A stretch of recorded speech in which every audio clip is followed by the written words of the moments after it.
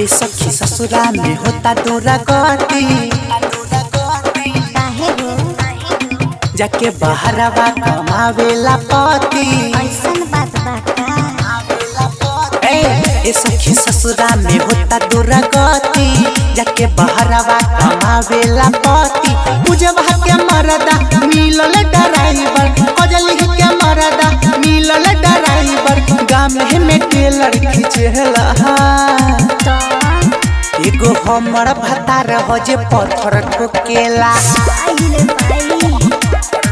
जे सखी हमर भतार लुधियाना खटेला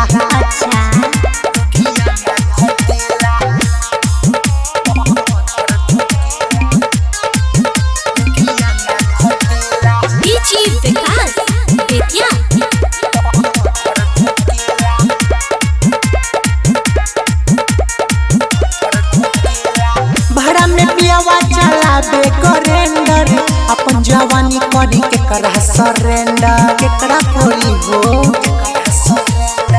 भाड़ा में पियावा चलाबे करेंडर अपन जवानी करी के करा सरेंडर माने न बात हमर एको उन्नतिया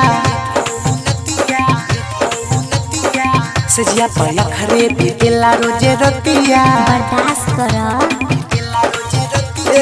मने न बात हमर एको उन्नतिया सजिया पर खरे बीतेला रोजे रतिया केतना के ठोकल स घरवा में जाके केतना के ठोकल स घरवा में जाके फटाफट इले भल करेला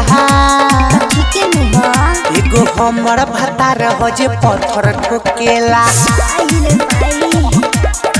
जे सखी हमर भतार लुधियाना खटेला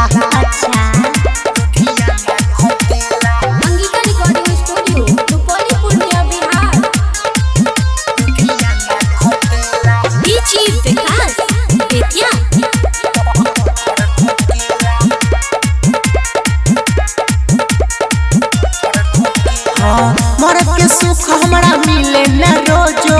कहेला रहबे त रहना त जो जो ऐसन का करी हो मरद के सुख हमरा मिले न रोजो कहेला फनवे पर रहना त जो जो सक्सेना रोशन के कैसे समझाई प्यार से समझावा राहुल मन्नू के कितना बताई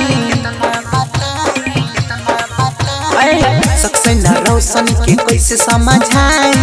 राहुल मन्नू के कितना बताई एकर हसनी मन हवे दिल खुशवा एकर हसनी मन हवे बिक्रमवा जे रोज रोज हालचाल पूछेला त ध्यान दा एगो हमर भतार हो जे पत्थर ठोकेला जे सखी हमर भतार लुधियाना खटेला अंगिका रिकॉर्डिंग स्टूडियो रुपौली पूर्णिया बिहार।